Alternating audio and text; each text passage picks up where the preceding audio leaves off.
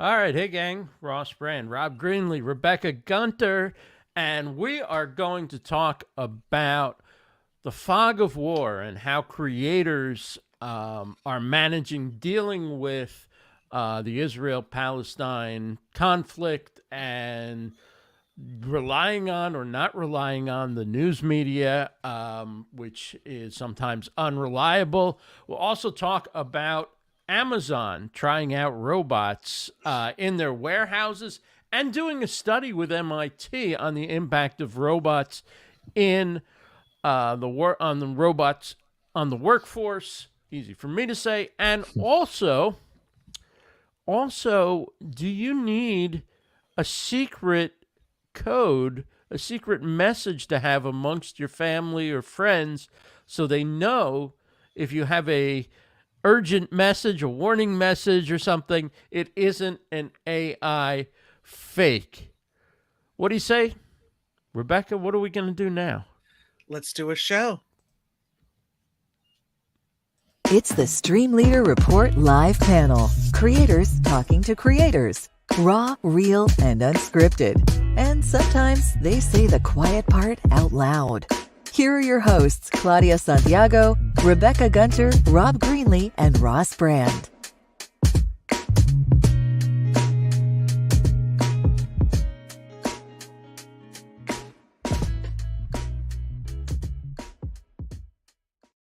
All right, welcome to the StreamLeader Report. I'm Ross Brand. My show is the StreamLeader Report, and joining me are my co-hosts Rob Greenlee from The Trust Factor and Rebecca Gunter from Business in the Raw. Claudia Santiago isn't able to join us today, so we're going to start off with a topic that's really everywhere in the news right now, but we're going to talk about it from the approach of a creator or an influencer, somebody doing a talk show, commentary on the news, online, perhaps a YouTube show, a podcast, something like that. And that is, what do you do when the fog of war takes over? And we had, of course, the major news incident the other day was there was a report that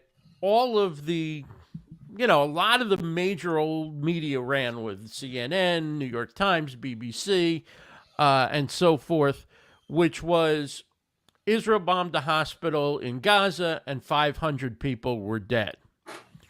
And they went with that immediately. And that spread all over the world.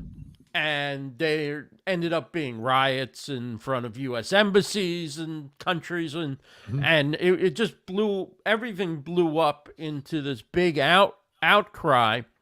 And by the time the dust settled, it turned out that it was a rocket fired from within Gaza that crashed into a parking lot. There may have been some casualties, but it certainly wasn't 500. It was, essentially friendly fire within the confines of that area. And so by the time the story had corrected itself on the major news and the proof got out, didn't really matter that much to those who were looking to use that story to inflame anti-American sentiment around the world. And so what's interesting is, as creators, and to some extent, when I worked in radio, radio, if you don't have a news team that's covering the world, right? You're relying on the AP, you're relying on the New York Times, you're relying on news sources that other people are doing the reporting. So now you have news sources that are taking reports from a war zone, running with it, and then the creator is twice removed, or the influencer or the commentator online is twice removed from the event, because obviously we're relying on what the news says if we're doing a talk or commentary show. Mm-hmm. How can we do better than the mainstream media? What role, I guess, do creators have or play in, or do they have a role in trying to be responsible, in trying to parse truth, or is it all about getting the clicks and running with the news story as fast as the details get out there? And this goes for not just, live streamers and podcasters, but this goes for people who are, very active on Twitter and other types of platforms. I would just imagine if we're kind of facing this dilemma of like what's true and not true. This is a real situation, yet if you project just even a few years down the future, and what kind of deep fakes can be used to create an incendiary reaction. I mean, this is a beautiful, well, not beautiful, but a profound example of how we're reacting to something, kind of a misinformation. Imagine when it's by design. That's my question. Yeah, and it's even more dangerous than even that. It's like, as creators, if you hold back on something like that, you are giving up clicks and you are giving up audience. But if you run with it, you lose credibility with your audience because maybe the information that you shared didn't turn out to be accurate. So I think all of us as creators need to look at these things with a skeptical eye.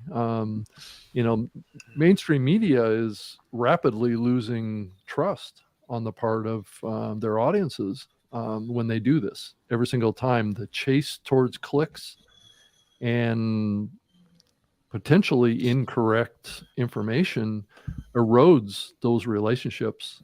And it's also very dangerous because it people hear things once and they think it's the truth.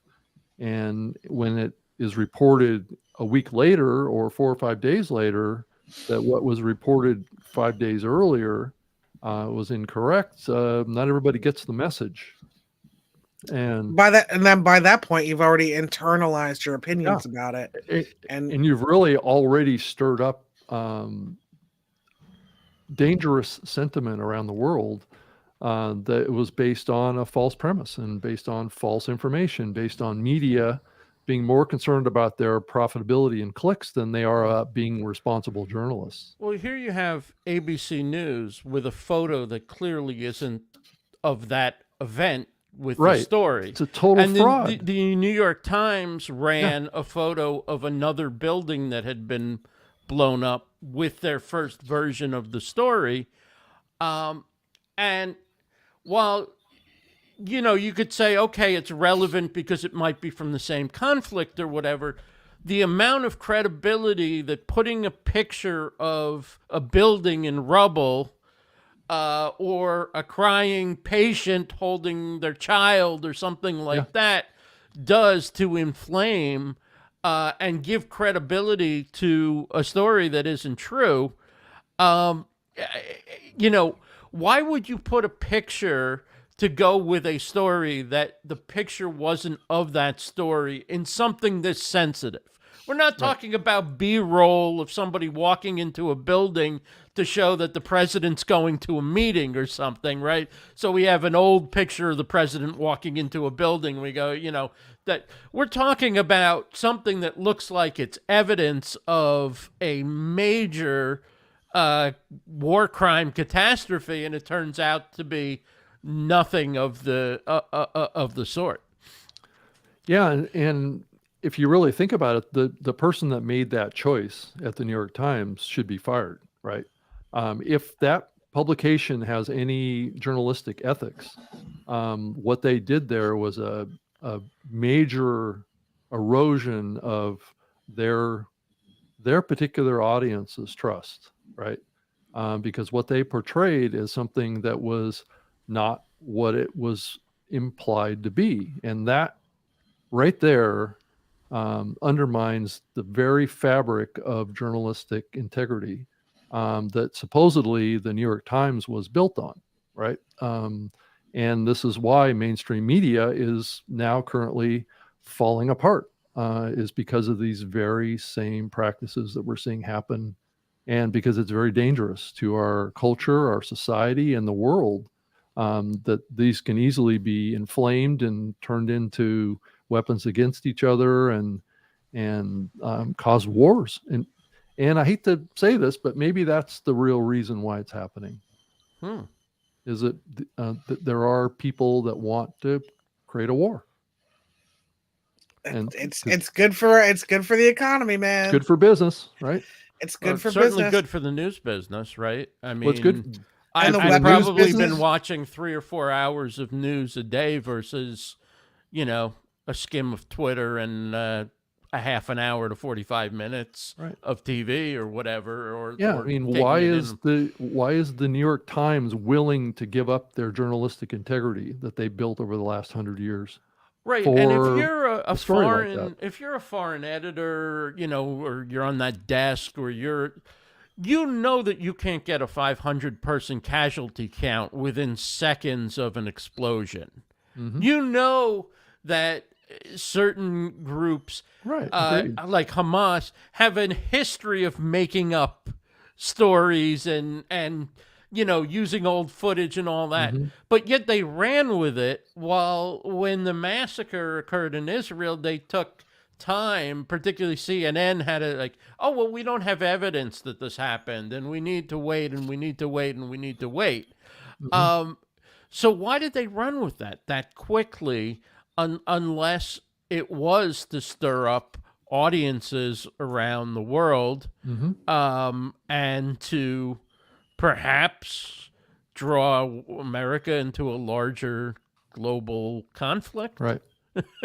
Plus, I'm absolutely, as a content creator, I'm absolutely not willing to share things like this, especially when they're unverified. I think the same thing happened a week ago when everybody was talking about how 40 babies were decapitated. Right? It's like, there was no evidence of that, and it's the same kind of process, right? It's trying to inflame people's emotions to get people's attention, and that's what the media is really.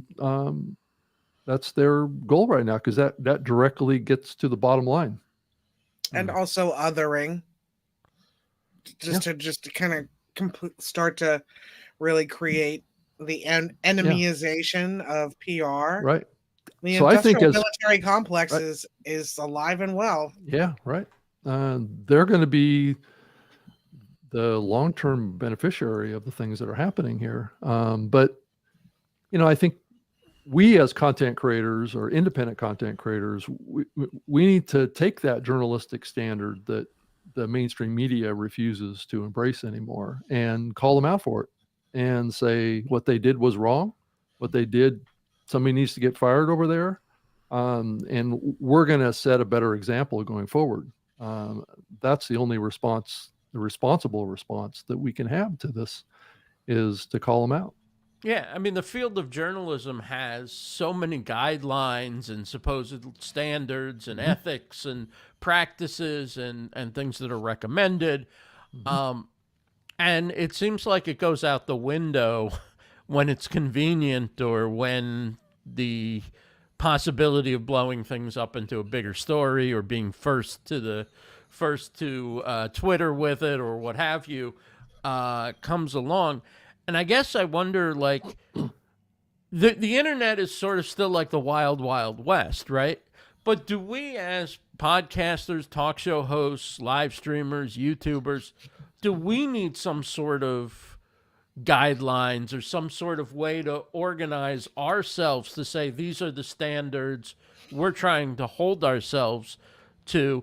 I mean, let's face it, a lot of shows on aren't strictly news shows. They're a combination of commentary, satire, hangout, and whatever, and that's fine. I mean, talk radio isn't news per se either. It's the same kind of combination of entertainment and opinion and so forth. But I mean, is there a way to somehow, I don't want to say credentialize because I don't want gatekeepers and things like that, but is there a way to somehow elevate the online independent creator, journalist, commentator who oftentimes has as much or more knowledge and behaves at a standard that is at least as good and probably better than what the legacy media that's not hard to do, Ross, these days. I mean, yeah. it's what, it's really what is happening out there is that independent media creators it came out in research just the other day saying that podcasters were the most trusted sources of information on the internet. And right after that was YouTubers. So it's this opportunity that we have as creators, independent creators, to take a higher road here and to set a better example, and to I hate in some ways I hate to say this, but to run these mainstream media companies out of business.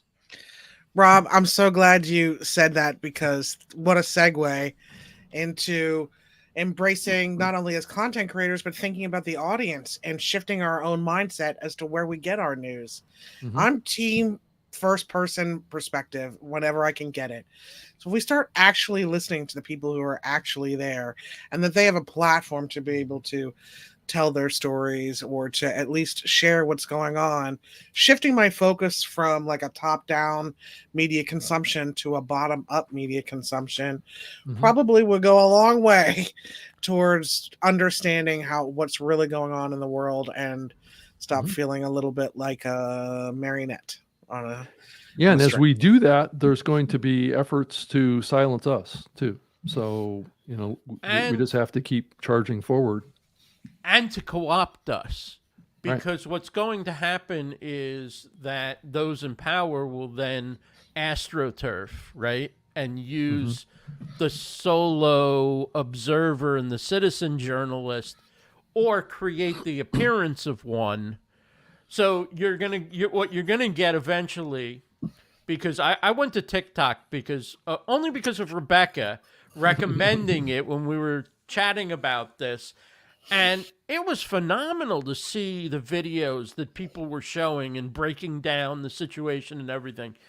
If I didn't have knowledge from other media or from Twitter or what have you, I may not have understood the context. But once I knew a little bit about the issue from the general media and other social media, I could really delve into those videos and make sense of what was going on.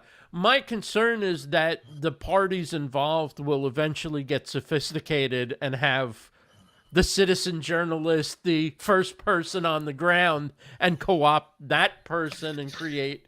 But it's still interesting that, TikTok and Twitter figures it out before the New York Times and CNN.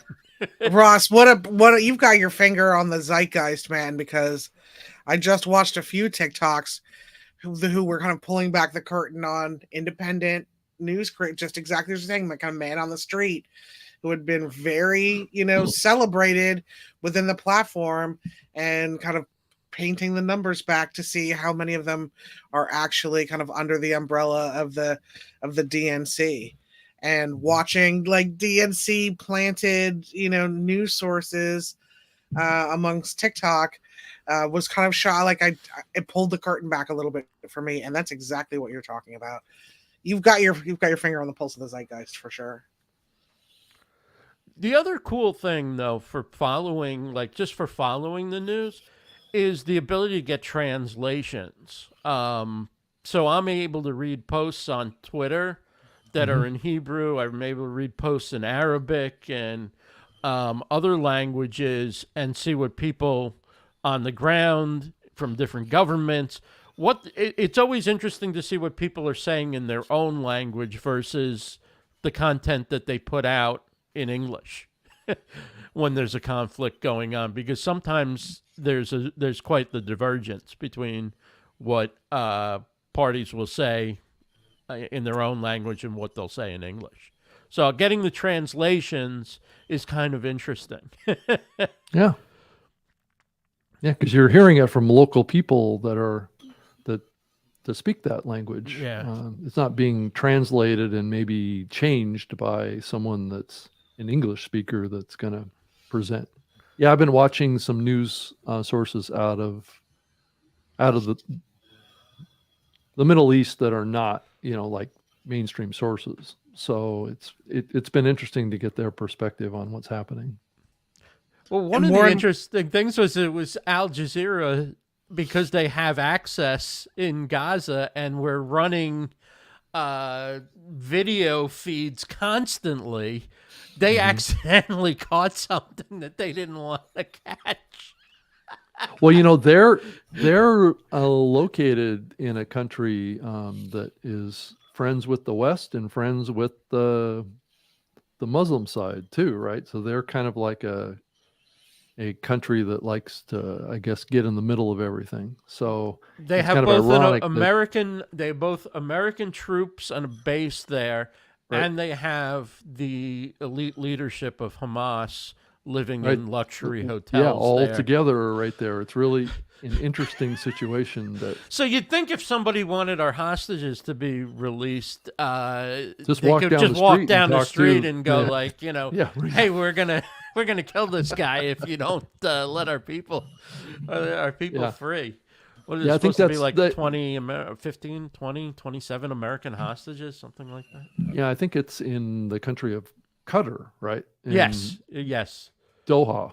So that's where this is all happening. So like was it the Secretary of State, Mr. Anthony Blinken was there meeting with that regime over that country here just in the last week or so. And so it was interesting to see him there in this small little country that is in the middle of all this stuff going on. And it's way more complicated. Isn't that crazy? I mean, isn't that crazy that the U.S. has a huge military installment there? Right. Hamas's leadership are living in luxury hotels there. Right. And Al Jazeera is broadcasting from there. It's like, what world are we living in? Well, the Al Jazeera folks used to publish, and this is kind of because I had contact with them when I was working at Microsoft. So they were putting out a bunch of video podcasts into the podcast medium back then, and then they took on a cable deal with the cable network here in the U.S., where Al Jazeera was going to be one of their channels, and then that cable deal forced them to cancel all their video podcasts that were being published. Is that when they bought Al Gore's cable network? Yep, exactly. Yeah. That's the other little detail there, but yeah. Is that the Weather Channel? No. I'm just kidding. Right, but things are much more complicated in the Middle East in the relationships with all these countries than we're being told. Right. There's more interrelationships. Like there's plenty of public information that Israel was really the original funder of Hamas many years ago. So in the U.S. is rumored to be the funder originally of Al Qaeda too, right? So, you create your bedfellows to accomplish goals that you have at the time that then can turn on you in the end. So it's this, things are much more complicated over there than really I feel even comfortable totally being able to understand or comprehend. It's just, plus the timescales on this conflict over there, and it's for us to make quick determinations on what side to take or how to view the situation is really part of the manipulation here is that the media is preying on the fact that very few people have any kind of depth of knowledge about what's actually going on over there or what the history of what's gone on over there. Well, I think what's one of the things that's interesting is there are podcasts and video shows where people are trying to have a guest from one perspective and a guest from another perspective. Oftentimes, both of them are American, but they're trying to take it from different sides. But the other thing about podcasts that I like in YouTube shows is usually they're targeting a niche audience and they're pretty upfront in where they come from. Like their label, Right. They label themselves, this is a progressive podcast, or this is a, right-wing libertarian podcast, or hey, we're a show that goes straight down the middle and gives you both sides, or whatever. Like, it's far more honest than the mainstream media saying we're the objective media following this 10-point guide from the AP or whatever, when the AP isn't following its own standards. Yeah, I mean, Cute to you. I think that humans have more of an ethical kind of drive to do the right thing than mainstream media has. They have a pure profit business objective in what they're doing, and so they're going to drift between what the popular beliefs are or the popular kind of thoughts on this, and then ride that wave, right? Where I think independent creators like ourselves don't feel comfortable putting out information that is harmful to others more, I think. But it's wow, that's a different view. Yeah, sorry about that. I was just trying. But I hate when it's 3 and somebody's on the bottom, but I'll put myself there. There we go. All right. there you go. You're under us now. How did you do that? You just slide one window into where the other window is, and they I had no idea. switch. Yeah. It's tricky. StreamYard. Yeah. Oh my God, StreamYard. The StreamYard lessons happen in real time. Right. Yeah. So I think this is a conversation we can have over time, regardless of what's in the news. Is it's time. Hopefully, podcasts and live streams and YouTube shows will become the sources, or at least will become another credible source. And how we elevate those sources, how we choose those sources, what standards maybe we recommend to people without becoming gatekeepers. I think it's an interesting conversation. Yeah, and one last point on this too is that increasingly we're being kind of leveraged into taking a side, right? So as media creators, and as I sit here today, I'm conflicted with this thought of if I get out and I speak about this stuff, I need to take a side, right? I have to be in favor of Israel, or I need to be in favor of the Palestine, country, and because both are bad things are happening to everyone here. But there is this drive, and I think it's really core to the conflict that's happening, is that people are increasingly taking sides, and that's what's driving this division between countries. So you're seeing even the biggest countries in the world kind of taking sides, right? And then you have the U.S. taking sides, and you have all these, and that's what scares me about the potential of this escalating into a world war, right? Is people start taking sides, and that's happening inside the U.S. as well as outside the U.S. right now. Well, there's also government's public posture, and then what they're doing behind the scenes. Like Blinken had a 7-hour meeting, I think, with the Israeli well, and so defense staff or whatever, which was sort of saying maybe you could slow down, maybe let's try something, so the one hand it's like the carriers are going over there, but behind the scenes it's like slow down. So what is our posture really? What is our goal? What are we trying to accomplish?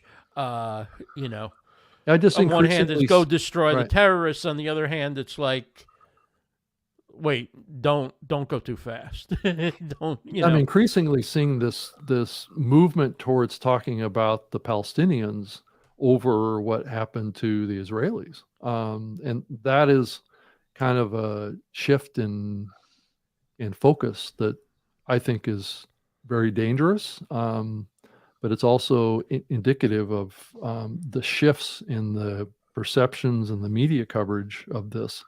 That increasingly Israel is seen, instead of a victim of a vicious attack, seen as a perpetrator of an attack, and that's the change in the rhetoric that is happening here. That is really starting to inflame the world. I think that this also ties in with our previous discussions and episodes of what can humans do to stay nimble and competitive amongst the AI takeover, and what can humans do that AI can't, and it's all around critical thinking. Right. Yeah. I think if you can just, if anybody out there in StreamLeader Report universe can take one thing away, it's to just keep doubling down on your critical thinking and really paying attention to who's saying it, what do they have to gain, what's the larger context. Critical thinking. Yeah, that's a conversation here that I'm definitely thinking about a lot, and we could do a 2-hour podcast just on the layers of this, and just what I've learned in the last 5 or 6 days about the Middle East, and how all these big countries are shifting their positions and making alignment, like Russia and China are now aligned more than ever, and that's kind of because there's a common enemy, and that's the West, right? So we've kind of fomented this realignment of the world by our actions to some degree, and then the actions of others too have created a dynamic that's rapidly dividing us. I heard a quote the other day, Rob, that was, sooner or later we all sit down to a buffet of the consequences of our actions. Yeah. I thought that was pretty powerful. It's a buffet. This time, though, there's a lot of nuclear weapons that are accessible to many of the players involved here. So things could go horribly wrong. So, well, shit. I know. Well, shit is right. Right. All right, so let's talk about the robots, Rob. Okay. How about that for a transition? Well, from war right to let's do the robots. That's more fun. Yeah, but, if you're an Amazon employee, I'd be a little worried. All right, go ahead. No, go ahead. I'll I'll let you take off with the. That's right. Well, I guess I started with the punchline there is that if you're a Amazon warehouse employee, you should be a little concerned about what's happening here. But I think most people have seen it coming. Like Tesla has been working on their Optimus Prime robot that is doing a lot of what's being talked about in this article in TechCrunch about Amazon is increasingly adding robots to their warehouse operations to handle packages and things like that were formerly done by humans, right? And what's interesting about this is that there's been a lot of talk that I've been hearing over the last couple of years that the employees in the Amazon warehouses, they actually feel like robots because of the expectations that are expected of them. They're, processing a per package per hour kind of standard of performance, and they're limited to breaks that are kind of unhuman, right? And it's almost like Amazon has been setting up their warehouse operations for the future, which is they can run 24/7, 7 days a week without a break and without stopping. All they have to do is keep electricity moving to them, and they'll keep processing packages, which humans have to take lunch breaks and they have to take vacations and they have to do this, but robots don't. But increasingly these robots are able to have like finger dexterity, and they're able to have this capability of moving things around. And that's what the Tesla Optimus Prime robot is being increasingly able to do as well. It was, I think just in this last week, it was demonstrated that the Tesla Optimus Prime robot now can do yoga. So if that tells you anything about how the agility is being worked on here. So in order to relax and refresh before the next shift. Right, exactly. I'm sure that's what they're going to expect of the Optimus To center Prime, yourself. Yes. go on vacation. Align the chakras. Right. So that's kind of a summary. Amazon is, actively thinking that, that they're going to have these type of robots in there. They've been using robots all along, but they haven't been humanoid type structures. They've been using, I guess, up to this point, they've had 750,000 robot systems. So as you think about the robotic side of things being in automotive, so you've seen lots of videos where there's these arms that are doing things with cars as they're going through an assembly line. That's essentially what's been going on here at Amazon, is that they've been using robots to transport kind of racks of packages around a warehouse, right? And that's all being done increasingly by kind of an artificial intelligence type of a platform or software platform that's been able to do that. So it's just coming out that that there's going to be thousands of these robots that are going to be coming into all sorts of manufacturing operations like Amazon or warehouses, and that's going to displace workers. That's just a fact. Claudia's story of a few weeks ago, in which all of the professions that were like 99.9 percentile chance of being phased out, and the shock of the prediction that this will be the case by 2030 is really evidenced by what you're bringing to the table today. Yeah, and I think it could happen before then too. I think 2030 is still quite a ways off. I think, based on what I'm reading in this article, it's coming. They actually have these type of humanoid type robots that are already in the warehouse doing things that they're testing right now. They haven't been fully deployed. The same thing with the Optimus Prime robot. I think Elon Musk was quoted just on the earnings call yesterday talking about it, saying that he wasn't going to talk about any kind of manufacturing or scale or anything like that for the Optimus Prime robot, but that is the kind of robot that any of us will be able to buy and be able to mow our lawn or do our dishes or whatever in our houses. I love how you're pre-launching your business, Rob. How you're managing your robot army. Well, yeah, I guess I did talk about that, didn't I? You did, yeah. Right. How far off are we from having our own robot? I wouldn't mind not having to do my dishes. I think it's within probably 5 to 10 years before they'll have one that we can buy for, like, maybe, my guess, of course, it depends on inflation between now and then, but probably around $25,000. Probably you can get your own robot. I guess I'm going to be doing my dishes. It'll be about the same price as the Tesla Model 2. Yeah, the heck with a new car. I'm getting a robot. Right. Well, you just kind of get on the back of the robot and just ride it to the grocery store. Or just send the robot to the store with a list. Yeah. You can just send them to the store too. But in a self-driving car. Yeah, it's kind of like a horse. It's our new horse. Now, will those be connected to the internet, Rob? Remember when you said it's called Starlink. Yes. Okay. Remember how we were talking about whether the cars would be connected to the internet and what that meant? Well, they already are. Mine is. I thought you said that the new Tesla driverless cars doesn't have to. Connected. It doesn't have to. So if it has a disconnection from the internet, it'll still operate because it's got all of its intelligence right in the car. So your robot doesn't have to be connected to the internet. No, it doesn't. But you might connect it to download like new skills or like, yeah, hey, exactly. There's an update for the robot. Now it can play catch and walk your dog or whatever. Get version 4.3.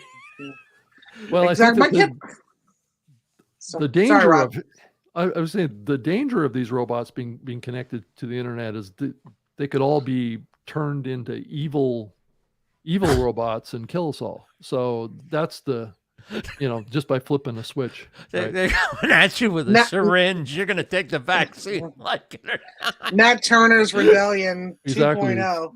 Okay, it's like this. It's like beast mode and then kill mode.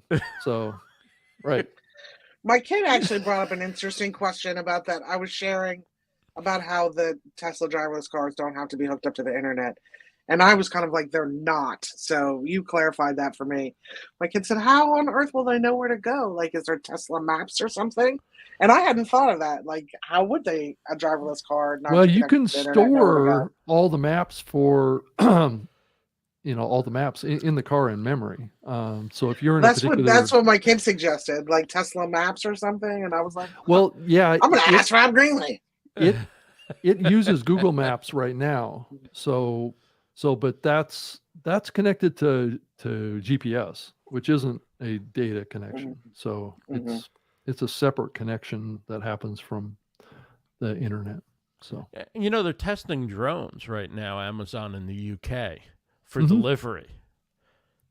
Yeah, we'll see how that plays out. Where does you have a central location where the packages are, and like the drones are going to go all over the place? Well, and not interfere with air travel and not interfere with power line. Like, I guess the navigation on these things is just so good that you can have these drones go a really long distance from we're not talking about taking it from like the post office in every little town to, the houses down the block. We're talking about, there's a warehouse, I assume, and then from there, the stuff gets put on a truck, but instead it gets put on a drone.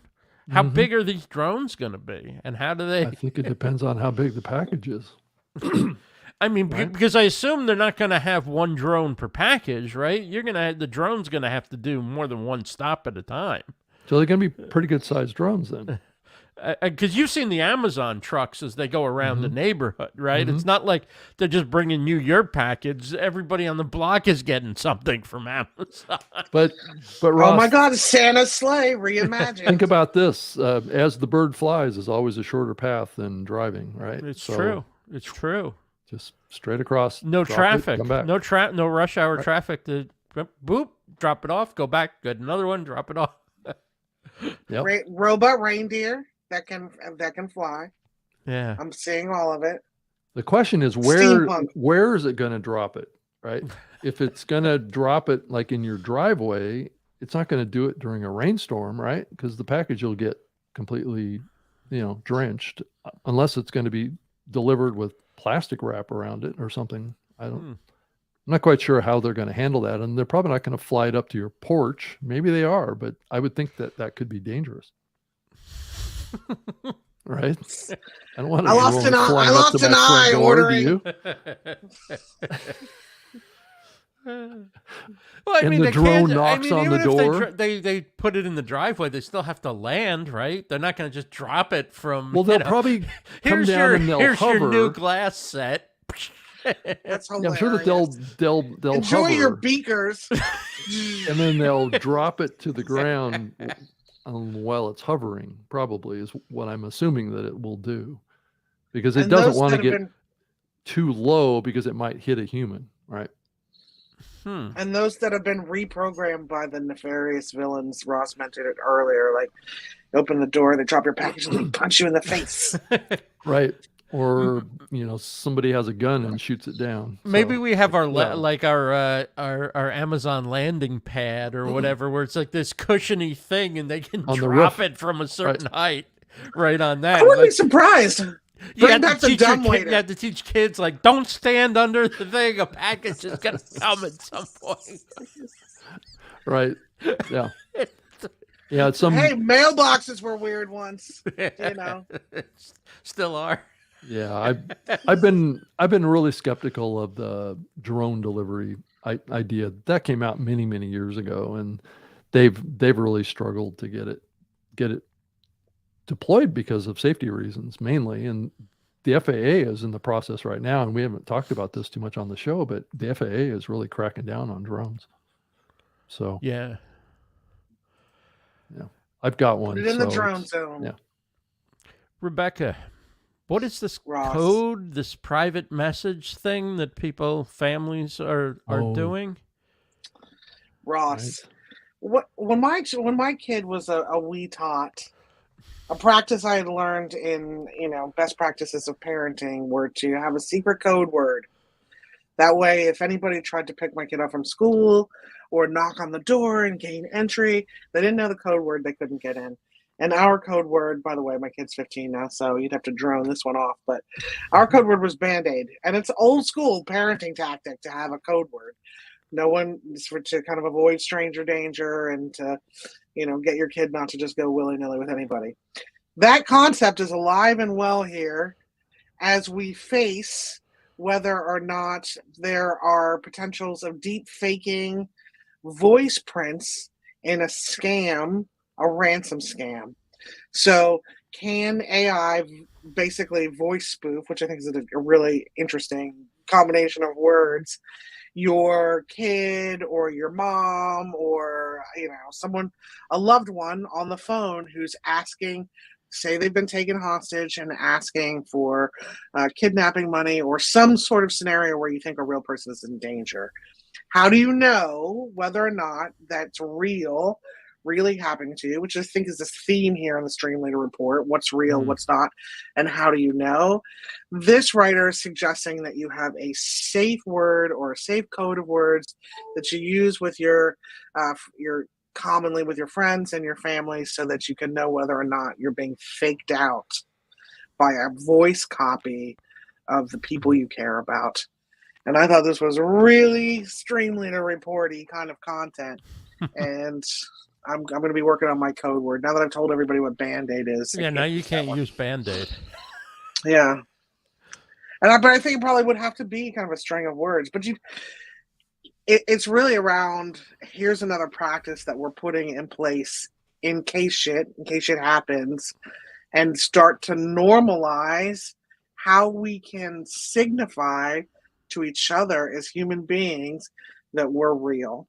And that's interesting. And also, I hope this doesn't happen to anybody. And will AI learn how to discover what our codes are and being? I mean, what if you're discussing? What if Ross? What if you're discussing? I mean, your phone's your listening Alexa? to you all the time. Sorry. Yeah. What do you have to do? You have to go out into the forest, 10 miles into the forest with no devices on you, and discuss what your safe word is, or pass it back and forth on a piece of paper. That's a good point. Rob, Yeah. what do you think? What do you think about having to have a safe word? It's probably a good idea. There's a lot of scammers online now, and increasingly access to the AI tools is pretty easy to do now.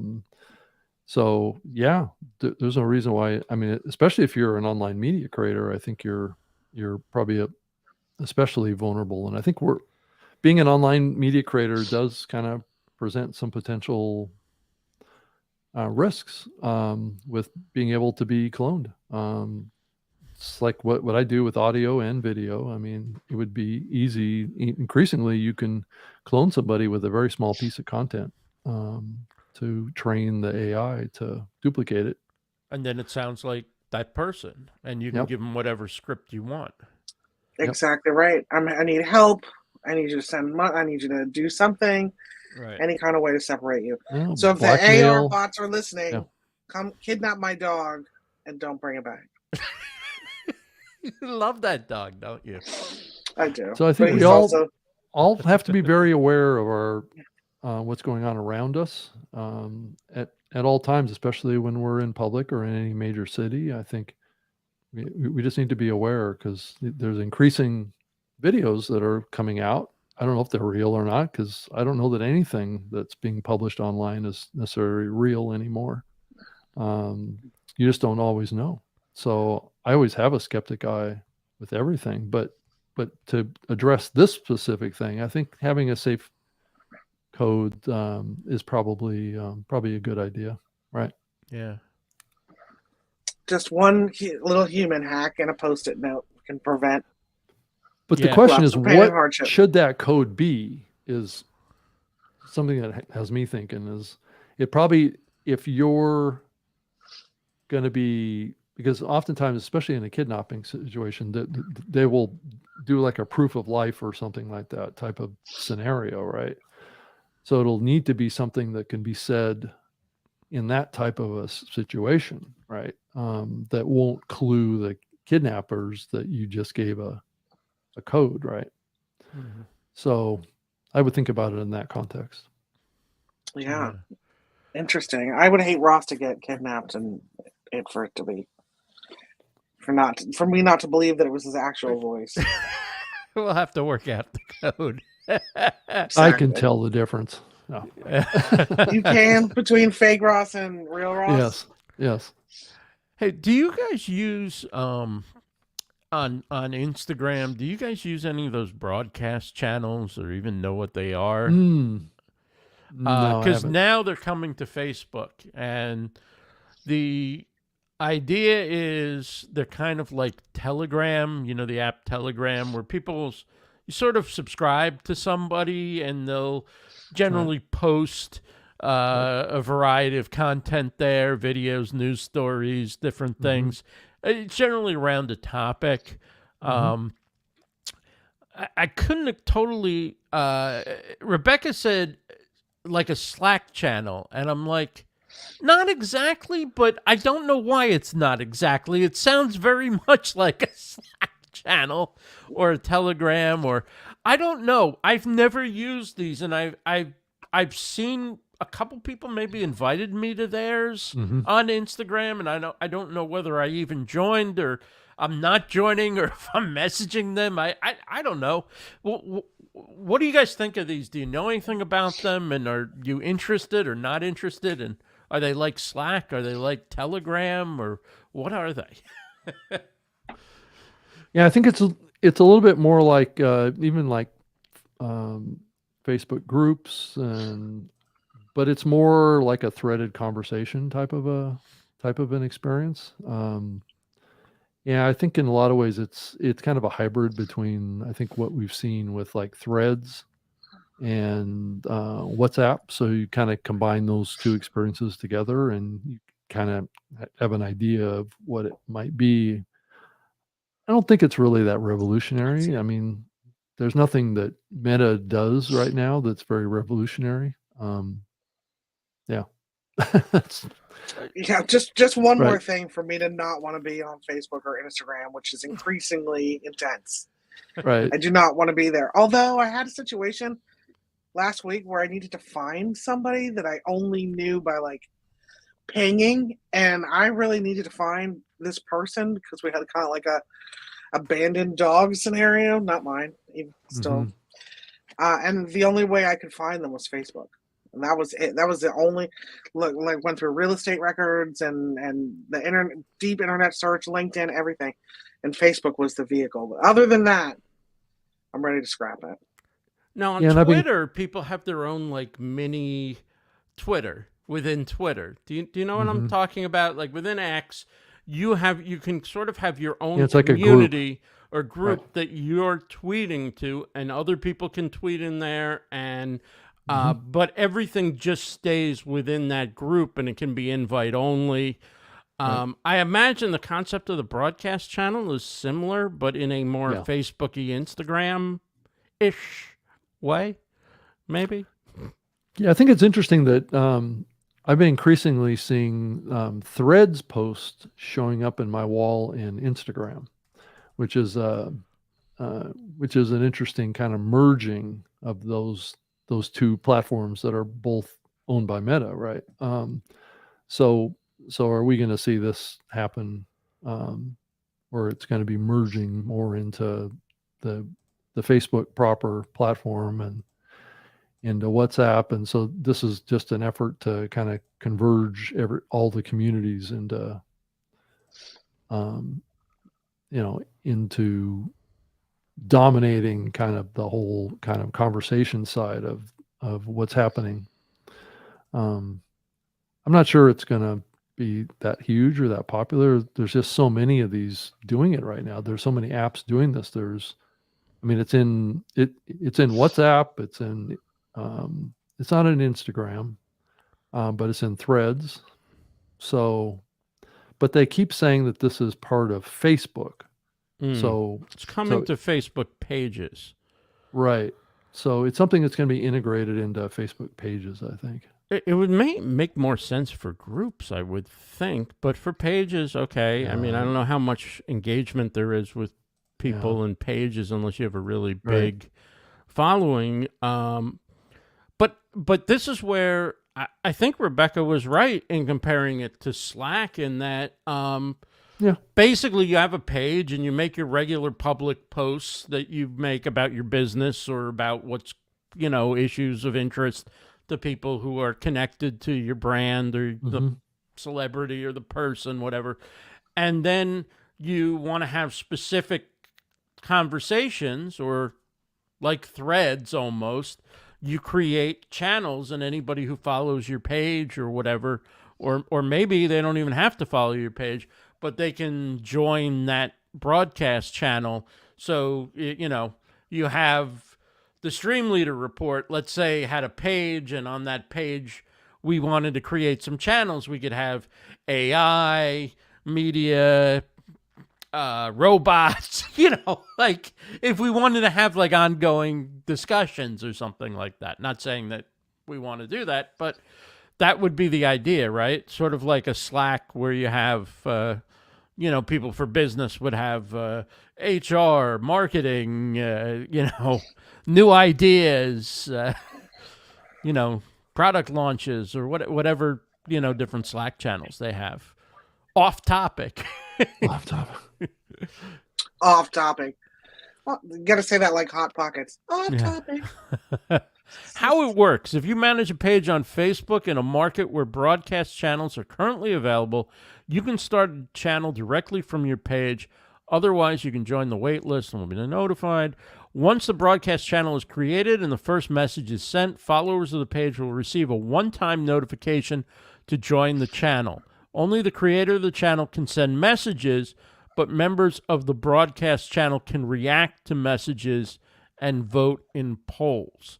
I think that's more like Telegram, right? Where I think in Telegram, when you follow somebody on Telegram or whatever, I don't know, I haven't spent enough time in it, but I think almost everything comes from the person who started it. You can join broadcast channels from your favorite page's profile on Facebook and see those you've joined in your chat list. Once you join the channel, you'll start receiving notifications when content is posted. Notifications can be muted by tapping the mute icon at the top right corner of the channel thread. Then they list a bunch to join, like Netflix and WWE. Anyway, that is broadcast channels for Ross. You know what this kind of reminds me of, and I'm speaking a little bit out of turn because I'm not an old school Twitter head like you guys. But when people talk about Black Twitter or queer Twitter or like, just kind of like alignments of people on Twitter, that happened because there'd be like a hashtag and conversation, right? So the idea of like Black Twitter being just a concept more than, not a formalized way of doing it. And this is formalized. Are those...